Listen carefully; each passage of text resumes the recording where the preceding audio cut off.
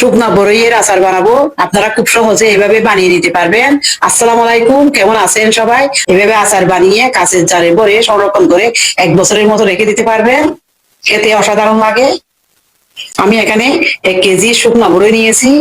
এগুলি বাজারের কিনা বড়ই। আমি বুটা ছাড়িয়ে ধুয়ে পরিষ্কার করে দিব। নেওয়ার পরে পানি দিয়ে ভিজতে দিব আধা ঘন্টার মতো, যেন বড়ইটা একটু নরম হয়ে যায়। এবার একটা বুলের মধ্যে তেঁতুল দিয়ে দিচ্ছি। তেঁতুল গুলা পানি দিয়ে ভিজতে দিব প্রায় 20 মিনিট।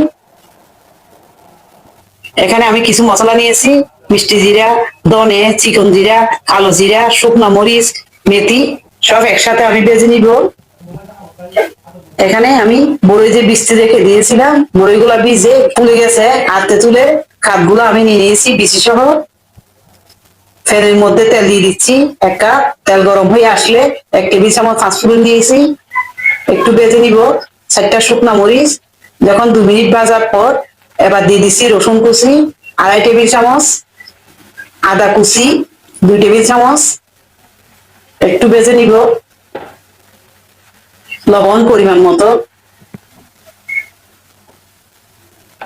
ভাজা হয়ে গেলে বড়িগুলো আমি পানি ঝরিয়ে নিয়েছি, এবার দিয়ে দিচ্ছি খেজুরের গুড়। মিষ্টিটা আপনাদের স্বাদ অনুযায়ী দিবেন। তেঁতুলের কাঠ দিয়ে দিচ্ছি, মিক্স করে নিব। এবার দিয়ে দিচ্ছি 1 কাপ চিনি। মিষ্টিটা আপনাদের প্রয়োজন অনুসারে দিবেন। গুড় আর চিনি দিয়ে এই আচারটি বানাবো। দিয়ে দিয়েছি 1 কাপ সিরকা, অনেকদিন সংরক্ষণ করে রেখে দিতে পারবেন। আর একটু লবণ দিয়েছি। দিয়ে দিয়েছি মশলা যে ভেজে রেখেছিলাম, এগুলো গুঁড়া করে নিয়েছি, এগুলো দিয়ে দিয়েছি। যখন এরকম হয়ে যাবে, আটালো একদম শুকিয়ে যাবে, আমি নামিয়ে নিয়েছি। দেখতে কত অসাধারণ হয়েছে, খেতেও দারুণ হয়েছে। এভাবে খুব সহজে আপনারা বানিয়ে নিতে পারবেন। সবাই ভালো থাকবেন। আল্লাহ হাফেজ।